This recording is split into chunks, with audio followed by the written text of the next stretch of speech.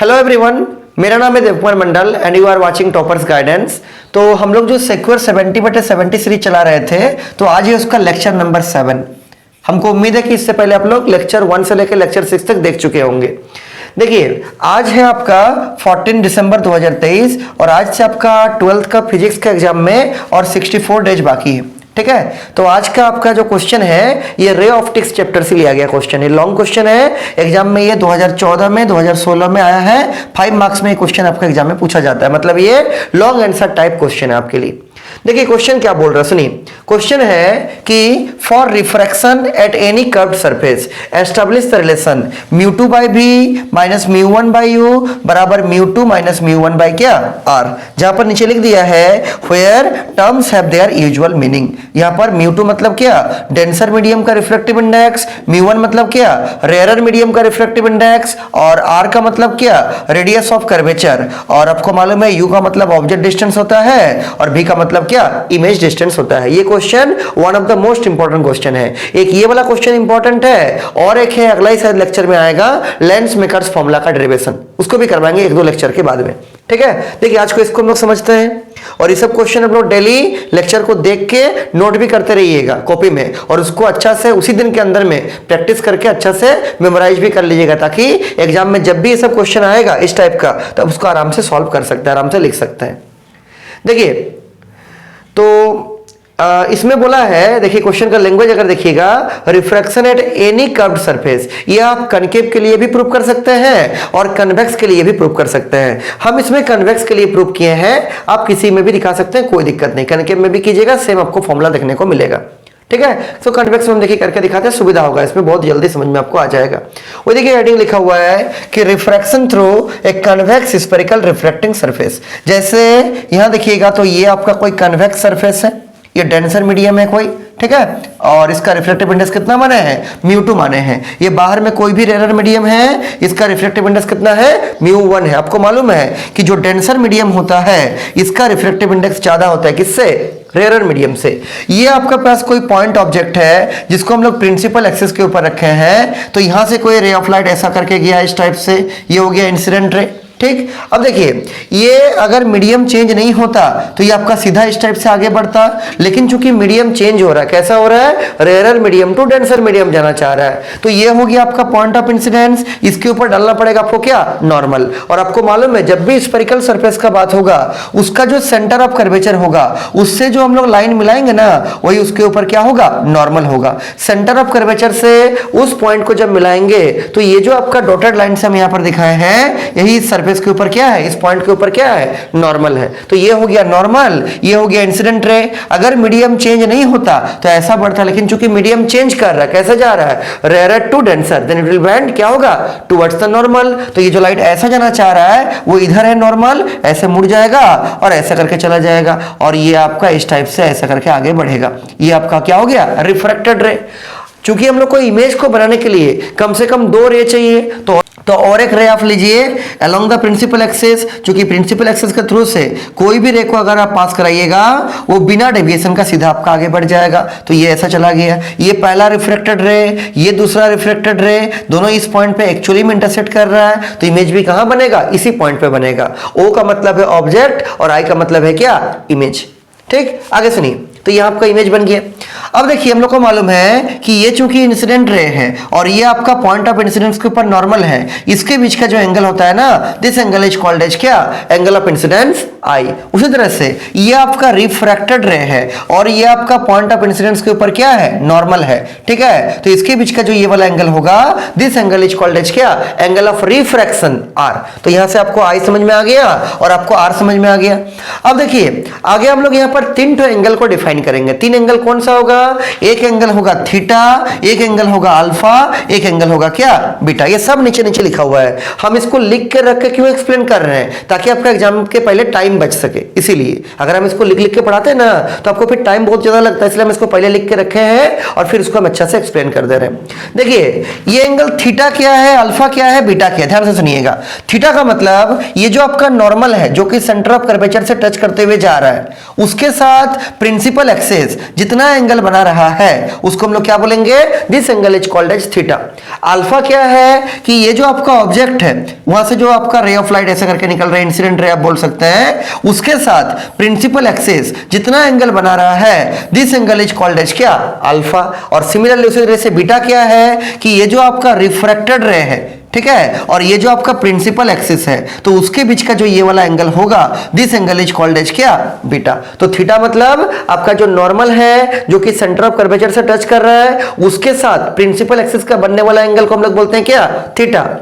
Object को मिलाने वाला जो लाइन होगा मतलब जो इंसिडेंट रे होगा और जो आपका प्रिंसिपल एक्सिस है उसके साथ बनने वाला एंगल का नाम क्या है, अल्फा।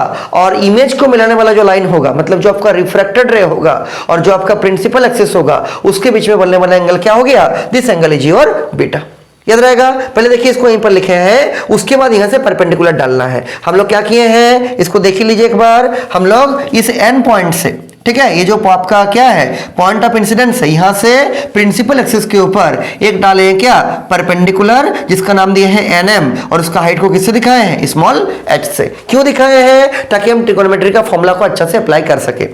देखिए नीचे हम वही सब सेम टू सेम यहां पर लिखे। अच्छा इसका नाम भी देखिए दिए हैं, इस स्फेरिकल सरफेस का नाम क्या है, ए पी बी। देखिए नीचे लिखे हैं लेट, हमको उम्मीद आपको क्लियर दिख रहा होगा, ठीक है, let APB be a convex refracting surface separated by two media of refractive index μ1 and μ2।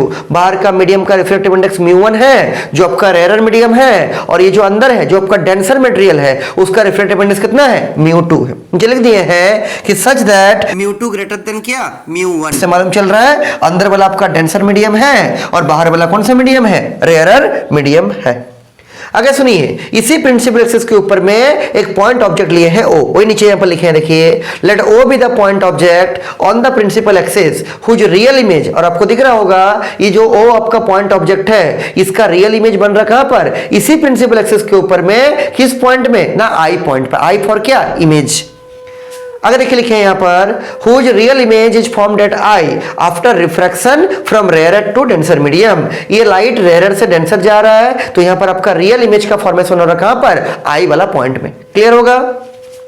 अब सुनिए यहां पर हम लोग स्नेल्स लॉ अप्लाई करेंगे। आप लोग को रिफ्रैक्शन का लॉ मालूम होगा, क्लास 10 में भी पढ़े होंगे और क्लास 12 में भी देखे होंगे, ठीक है। तो स्नेल्स लॉ क्या होता है, स्नेल्स लॉ का सिंपल सा मतलब होता है क्या, स्नेल्स लॉ का मतलब होता है the ratio of sine of angle of incidence i to the sine of angle of refraction क्या, r, is equal to refractive index of second medium जो कि यहां पर क्या है, μ2 है, बटे क्या, refractive index of first medium. इसी को हम लोग बोलते हैं क्या, Snell's law of refraction. The ratio of sine of angle of incidence i to the sine of angle of refraction r is equal to the ratio of क्या, refractive index of second medium.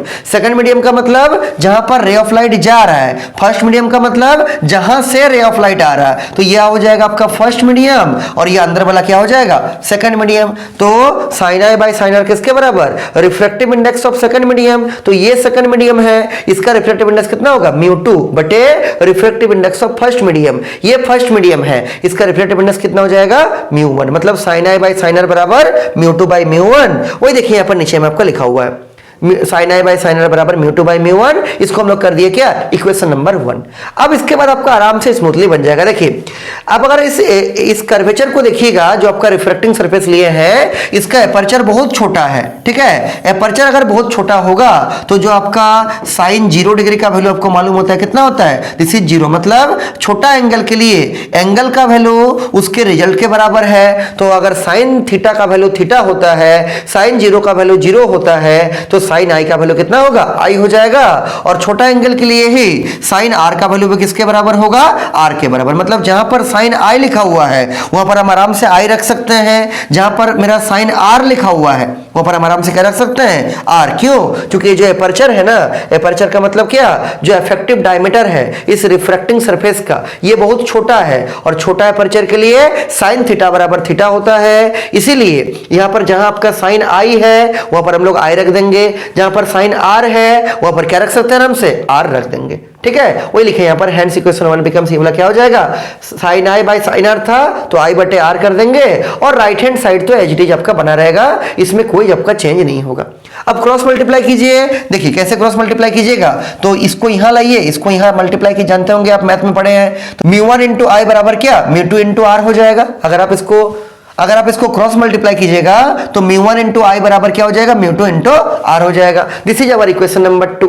अब इसके बाद देखिए वही जो आपको starting में बताया, तीन एंगल है, थीटा है, अल्फा है, बीटा है, be the angle made by centre of curvature, ये सेंटर ऑफ कर्वेचर लिखा हुआ है। ठीक है, सेंटर ऑफ कर्वेचर के साथ प्रिंसिपल एक्सिस का जो एंगल बन रहा है उसको किससे दिखाया है, थीटा से। ऑब्जेक्ट के साथ जो प्रिंसिपल एक्सिस का एंगल बन रहा है किससे दिखाया है, अल्फा से। और इमेज के साथ जो प्रिंसिपल एक्सिस का एंगल बन रहा है किससे दिखाया है, बीटा से। डायग्राम में अभी आपको तुरंत हम इसको दिखाए हैं। ठीक है, डायग्राम में देखिए दिखाया है, ये थीटा हो गया, ये अल्फा हो गया ऑब्जेक्ट के साथ बनने वाला एंगल, और ये क्या हो गया, इमेज के साथ वाला को क्या बोले, बीटा बोले हैं।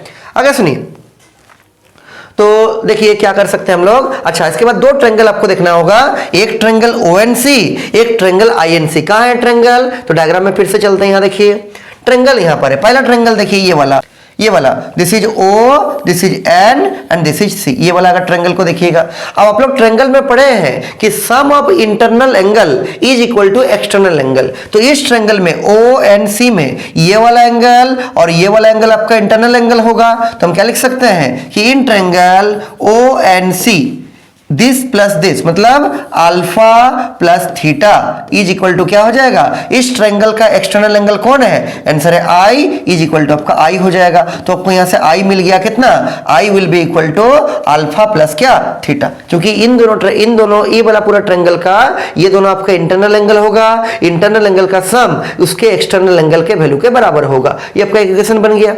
और एक ट्रायंगल यहां से ध्यान से देखिए, नीचे सब लिखे हैं, कौन सा ट्रायंगल, नहीं ये वाला ट्रायंगल NIC, ये वाला ट्रायंगल। अगर आप इस ट्रायंगल को भी ध्यान से देखिएगा, ये वाला जो ट्रायंगल है इसमें ये वाला एंगल और ये वाला एंगल कौन ट्रायंगल का बात कर रहा है, NIC में, NIC में आपका R प्लस बीटा, क्या बोले, R प्लस बीटा जो होगा ये किसके बराबर होगा, इंटरनल एंगल का सम इसके एक्सटर्नल एंगल के बराबर, और ये है इसका एक्सटर्नल एंगल कितना, this is equal to theta. तो ऐसे अगर आप R निकालिएगा तो कितना आएगा, थीटा माइनस बीटा। कितना आ गया, थीटा माइनस बीटा। बहुत सिंपल सा है, कोई भारी नहीं है। पहले इस ट्रायंगल को देखे ONC में ये दोनों आपका इंटरनल एंगल था, इन दोनों एंगल का जो सम आएगा मतलब अल्फा प्लस थीटा जो आएगा वो किसके बराबर होगा, उसके एक्सटर्नल एंगल के बराबर, मतलब आई के बराबर। वही लिख दिए हैं, आई बराबर अल्फा प्लस थीटा।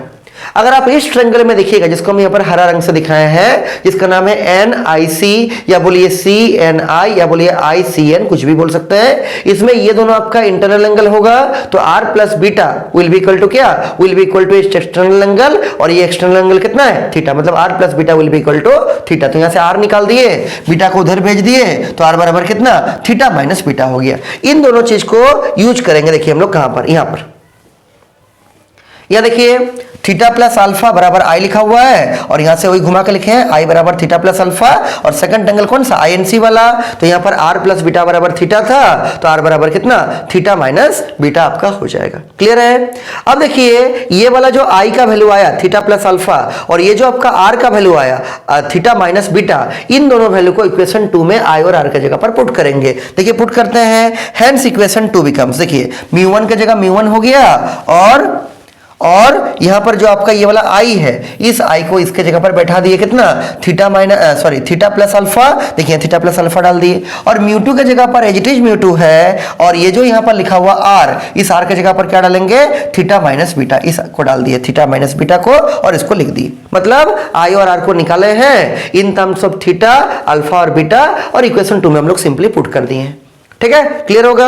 अब देखिए उसके बाद का काम बड़ा सिंपल सा है, क्या कि हम लोग इसको सॉल्व करेंगे, तो इसको प्रॉपर मल्टीप्लाई कीजिए, तो जब मल्टीप्लाई करेंगे तो क्या आएगा, म्यू1 इंटू थीटा, म्यू1 इंटू अल्फा, इधर क्या होगा, म्यू2 इंटू थीटा माइनस क्या, म्यू2 इंटू बीटा। इसको कर दिए इक्वेशन नंबर कितना, 3। This is our equation number 3। अब उसके बाद का काम क्या किए हैं, इसके बाद का काम किए हम लोग, इस जो आपका पॉइंट ऑफ कांटेक्ट था ना यहाँ पर, ये वाला पॉइंट ऑफ इंसिडेंस बोलिए, पॉइंट ऑफ कांटेक्ट बोलिए, ये एन वाला पॉइंट से इस प्रिंसिपल एक्सिस के ऊपर में एक ड्रॉ किए हैं क्या, परपेंडिकुलर, जिसका नाम है एनएम और जिसका हाइट किससे दिखाए हैं, स्मॉल एच से। और यहाँ पर नीचे में लैंग्वेज में देखिए लिखे हैं क्या कि यहां पर we have drawn a perpendicular NM on the principal axis such that NM बराबर स्मॉल एच। और ये जो सरफेस है आपका स्फेरिकल जो सरफेस लिए हैं उसका जो रेडियस ऑफ कर्वेचर होगा, रेडियस ऑफ कर्वेचर का मतलब क्या, रेडियस ऑफ कर्वेचर का सिंपल सा मतलब है पोल से लेके सेंटर ऑफ कर्वेचर का बीच का डिस्टेंस। ये अगर एक स्फीयर आप ऐसा करके मानिएगा तो यहां से यहां तक उसका रेडियस कहलाएगा, तो यहां से यहां का डिस्टेंस क्या होगा, this is your capital R. Capital R का मतलब रेडियस ऑफ कर्वेचर। तो ये देखिए नीचे यहां पर लिखे हैं क्या, यहां देखिए let R be the radius of curvature of this reflecting surface. ठीक, अब एपर्चर चूंकि छोटा स्टार्टिंग में आपको बताए हैं, और छोटा एपर्चर के लिए जो होगा देखिए दो याद रखिएगा कि आपका छोटा एंगल के लिए साइन 0 डिग्री का वैल्यू आपको मालूम है 0 होता है। उसी तरह से अगर आप tan में बात कीजिएगा, tan 0 डिग्री का वैल्यू भी कितना होता है, 0 होता है। मतलब छोटा एंगल के लिए आप साइन थीटा को नियरली इक्वल टू थीटा ले सकते हैं और tan थीटा को भी नियरली इक्वल टू कितना कर सकते हैं, थीटा कर सकते हैं। तो देखिए यहां पर किए हैं for small aperture theta alpha and beta are very small. छोटा एपर्चर के लिए तीनों एंगल भी बहुत छोटा होगा, और छोटा एंगल के लिए जहां पर आपका थीटा है वहां पर आप आराम से tan थीटा पुट कर सकते हैं फॉर स्मॉल एंगल। ठीक है, और tan थीटा बराबर क्या, देखिए तो अगर डायग्राम को देखिएगा आप ध्यान से, देखिए डायग्राम को अगर आप ध्यान से देखिएगा तो यहां पर थीटा कहां पर है, ये देखिए यहां पर थीटा है, this is the angle theta, this is the angle theta, ये वाला एंगल थीटा है। ठीक है, तो इस ट्रायंगल को देखिए ध्यान से, तो हम क्या लिखा हुआ है, थीटा, और थीटा किसके बराबर होगा, this is nearly equal to tan theta. अब tan थीटा किसके बराबर, तो tan थीटा क्या होता है, परपेंडिकुलर बटे बेस। तो for this angle theta this is your perpendicular and this is your base, मतलब क्या होगा, nm, क्या हो जाएगा, दिस इज nm, और बेस कितना है, mc, बेस कितना हो जाएगा, mc। लेकिन चूंकि अपर्चर छोटा है तो ये जो mc होगा ना वो लगभग pc के बराबर होगा। छोटा अपर्चर के लिए ये वाला p वाला पॉइंट और ये वाला m वाला पॉइंट, ध्यान से देखिए ये दोनों point very close to each other होगा। तो आप डिस्टेंस mc का बात कीजिए या डिस्टेंस ऑफ pc का बात कीजिए, लगभग बराबर होगा। तो nm के जगह पर हम nm रख देते हैं, दिस इज योर nm। लेकिन ये जो m से लेके c का डिस्टेंस है, चूंकि अपर्चर छोटा है इसलिए m वाला पॉइंट और p वाला point very close to each other होगा, लगभग कोइंसाइडिंग पॉइंट होगा। तो mc की जगह आप क्या ले सकते हैं, pc, क्या लिख देंगे, pc। अब यहां देखिए ध्यान से, nm क्या है, तो ये प्रिंसिपल एक्सिस से ऊपर है इसलिए पॉजिटिव में होगा, और ये क्या है, हाइट है h, तो इसको क्या लिखेंगे, this is plus of h बटे pc क्या है, देखिए तो pc क्या है, पोल से सेंटर ऑफ कर्वेचर के बीच का डिस्टेंस, और हम लोग को डिस्टेंस हमेशा कहां से नापना है, पोल से नापना है। उधर जा रहे हैं और आपका जो इंसिडेंट रे है वो भी आपका लेफ्ट से राइट जा रहा है, हम लोग भी उधर चल रहे हैं, और हम लोग को मालूम है कि जो पोल से सेंटर ऑफ कर्वेचर के बीच का डिस्टेंस होता है उसको हम लोग क्या बोलते हैं, रेडियस ऑफ कर्वेचर। तो किसमें आएगा, पॉजिटिव में। पॉजिटिव में क्यों आएगा, इंसिडेंट रे भी उधर जा रहा है, हम लोग भी उधर ही चल रहे हैं, क्योंकि नापना कहां से, कोई भी डिस्टेंस पोल से। तो आंसर किसमें आएगा, ये प्लस आर होगा, this is your plus R. इसका मतलब थीटा आपको मिल गया क्या, दिस इज योर एच बटे आर। ठीक है, वो देखिए नीचे यहां पर हम लोग लिखे हुए हैं, अब इसको ना घर में अच्छा से लिख लीजिएगा। देखिए दिस इज थीटा बराबर tan थीटा बराबर nm by nc which is nearly equal to, nearly equal का साइन है nm बाई pc, और pc किसके बराबर, प्लस r के बराबर, तो h बाई r हो गया। सेम उसी टाइप से आपका अल्फा और बीटा भी निकलेगा। देखिए अल्फा बीटा कैसे निकल रहा है, इसको दिखा दे रहे हैं, नीचे तो सब किया हुआ है। देखिए अल्फा और बीटा को कैसे निकालेंगे, तो यहां डायग्राम में देखिए कहां है अल्फा, ना ये है आपका अल्फा। तो इस अल्फा के लिए आप इस एंगल को विजुअलाइज कीजिए, ठीक है, और ये सब एंगल भी बहुत छोटा है इसलिए आप अल्फा को क्या बोल सकते हैं, alpha is nearly equal to tan of alpha. अब देखिए tan अल्फा किसके बराबर होगा, तो for this angle alpha, tan मतलब क्या, परपेंडिकुलर बटे base, for this angle alpha this is your perpendicular and this is your base. ठीक है, ये वाला पूरा आपका बेस है, क्या लिखेंगे, nm बटे, ध्यान से देखिए nm बटे क्या, mo, क्या लिखेंगे, mo। अब देखिए चूंकि आपका एपर्चर बहुत छोटा है, एंगल भी बहुत छोटा है, इसीलिए nm का जगह पर तो h हो जाएगा, ऊपर में है इसलिए positive h, this is plus h हो जाएगा nm का जगह पर। लेकिन mo किसके बराबर होगा, तो चूंकि छोटा एपर्चर है इसलिए m पॉइंट और p point very close to each other होगा, तो हम mo का जगह पर क्या कर सकते हैं, po, क्या लिख सकते हैं, po। अब यहां ध्यान से देखिए, ये तो ऊपर में प्लस h हो जाएगा, इसका हाइट आपका ऊपर में है इसलिए पॉजिटिव, और इसका हाइट क्या बने, h। po क्या है, पीओ क्या है सुनिए, नापना तो आपको पोल से, तो पोल से लेके ऑब्जेक्ट के बीच का दूरी को बोलते हैं क्या, ऑब्जेक्ट डिस्टेंस, जिसका सिंबल आपका यू हो जाएगा, दिस इज योर यू। लेकिन ये नेगेटिव में होगा। नेगेटिव में क्यों होगा, क्योंकि इंसिडेंट रे आपका लेफ्ट से राइट जा रहा है और हम लोग को नापना है डिस्टेंस कहां से, पोल से। तो पोल से अगर हमको ऑब्जेक्ट तक पहुंचना है तो राइट से लेफ्ट चलना पड़ेगा। रे ऑफ लाइट लेफ्ट से राइट जा रहा है, हम चल रहे हैं राइट से लेफ्ट, मतलब इंसिडेंट रे के ऑपोजिट में, तो डिस्टेंस किसमें आएगा, नेगेटिव में। और पोल से ऑब्जेक्ट का दूरी को क्या बोलते हैं, ऑब्जेक्ट डिस्टेंस, सिंबल क्या है, यू। तो क्या होगा आपका अल्फा मिल गया h बटे माइनस यू, जिसको देखिए हम लोग नीचे यहाँ पर दिखाया है, दिस इज योर h बटे कितना, माइनस ऑफ यू। मैं देखिए क्लियरली दिख रहा होगा, अल्फा बराबर टेन अल्फा बराबर, वही सेम टू सेम लिखे हैं h बटे माइनस यू। सिमिलरली उसी टाइप से आपका बीटा भी निकला है। देखिए बीटा कहां से निकलेगा, फिर से डायग्राम को देखिए। ये क्वेश्चन एक्चुअली 5 नंबर का, इसे थोड़ा टाइम लग रहा है इसको एक्सप्लेन करने में, ठीक है। देखिए बीटा क्या है, this is your angle beta. तो इसके लिए कौन सा ट्रायंगल देखिएगा, ये वाला राइट एंगल ट्रायंगल। इस ट्रायंगल को ध्यान से देखिए, कौन सा ट्रायंगल, एन एम आई को। देखिए वही सेम काम, तो यहां पर भी आप एंगल चूंकि छोटा है इसलिए बीटा का जगह पर आप क्या रख सकते हैं, this is nearly equal to कितना, टेन बीटा। और for this angle beta, tan मतलब परपेंडिकुलर बटे बेस, ये हो जाएगा परपेंडिकुलर, क्या है, this is your N M, और बेस क्या है बोलिए, एम आई। क्या हो जाएगा, this is your M I, M से लेके आई। अब चूंकि आपका अपर्चर बहुत छोटा है इसीलिए एनएम की जगह तो एनएम रखेंगे, और एम पॉइंट और P point very close to each other होगा, तो जो आप एम आई लिखे हैं उसको आप आराम से क्या लिख सकते हैं, पी से लेके आई मतलब पी आई, तो यहां लिख देंगे क्या, पी आई। अब देखिए एनएम क्या है, तो एनएम बार बार यूज कर रहे क्या है, ये आपका परपेंडिकुलर का हाइट है, चूंकि प्रिंसिपल एक्सिस से ऊपर है इसलिए क्या होगा, दिस इज योर प्लस, और हाइट कितना है, एच। पी आई क्या है ना, पी है आपका पोल और आई है आपका इमेज, तो पोल से इमेज तक के बीच का दूरी, इसको हम लोग क्या बोलते हैं, इमेज डिस्टेंस बोलते हैं, जिसका सिंबल क्या है, भी है। चूंकि आपका इंसिडेंट रे जो है वो आपका लेफ्ट से राइट की ओर जा रहा है और हम लोग को भी नापना है पोल से, तो हम लोग को भी लेफ्ट से राइट ही चलना पड़ेगा, तो हम लोग जिधर चल रहे हैं उधर ही इंसिडेंट रे का डायरेक्शन है, तो इसलिए भी किसमें होगा, पॉजिटिव में। तो पी आई का जगह क्या लिख देंगे, दिस इज प्लस भी, मतलब आपका बीटा भी मिल गया कितना, एच बटे भी। ये 3 मेन इंपॉर्टेंट चीज था, अब उसको आराम से पुट करेंगे और आराम से आपको रिजल्ट मिल जाएगा। देखिए नीचे वही लिखे हैं यहाँ पर, ये देखिए बीटा बराबर टेन बीटा बराबर सेम टू सेम लिखा हुआ है, एच बटे क्या, बी। अब ये जो 3 आपका वैल्यू है, क्लियरली देखिए यहाँ पर, ये जो आपका 3 वैल्यू है, सुनिए कौन कौन सा वैल्यू, एक थीटा, एक अल्फा और एक बीटा। थीटा मिल गया एच बटे आर, अल्फा मिल गया एच बटे माइनस यू, और बीटा मिल गया कितना, एच बटे भी। इन तीनों वैल्यू को नीचे लिखे भी हैं, putting all these values in equation number 3। खोजिए इक्वेशन 3 कहां पर है, देखिए ऊपर में equation 3, this is our equation 3। अभी आपको एक्सप्लेन किए थे, इसमें थीटा के जगह पर, अल्फा के जगह पर, थीटा का जगह पर, बीटा का जगह पर क्या डालिएगा, ये तीनों डालिए। थीटा का जगह पर डालिएगा एच बटे आर, अल्फा का जगह डालिए क्या, एच बटे माइनस यू, और बीटा का जगह डालिए क्या, एच बटे भी। देखिए इसी को यहाँ पर हर एक जगह में पुट किए हैं, ठीक है, थीटा का जगह पर, अल्फा का जगह पर और बीटा का जगह पर, कहां पर, इक्वेशन नंबर 3 में। उसके बाद का काम क्या है, नॉर्मली इसको आपका मैथमेटिक्स है, इसको नॉर्मली सॉल्व कीजिए, आपको आराम से मिल जाएगा। देखिए क्या किए हैं, पूरा मल्टीप्लाई किए, म्यू1 इंटू एच बटे आर कर दिए, ये जो माइनस नीचे में था उसको आगे निकाल दिए, माइनस आ गया, म्यू1 इंटू एच बटे यू कर दिए, ठीक। यहाँ पर म्यू2 इंटू एच बटे आर हो गया, और ये माइनस पहले से था, म्यू2 इंटू एच बटे क्या हो गया, आपका भी हो गया। कोई इसमें दिक्कत वाला चीज नहीं है।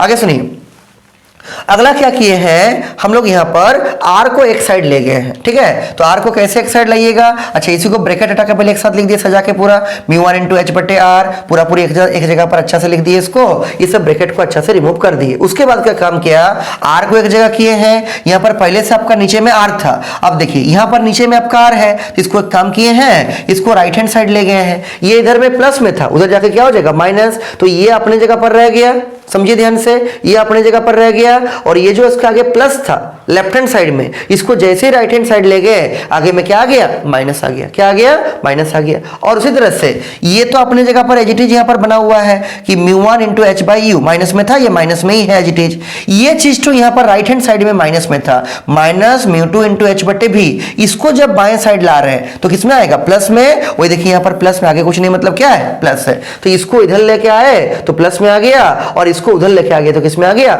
माइनस में आ गया। ये अपने जगह पर एज इट इज बना हुआ है, और ये भी अपने जगह पर एज इट इज बना हुआ है। हमको उम्मीद है समझ में आ रहा होगा। आगे सुनिए, एक बार अपने से लिखिएगा, पूरा बुझा जाएगा।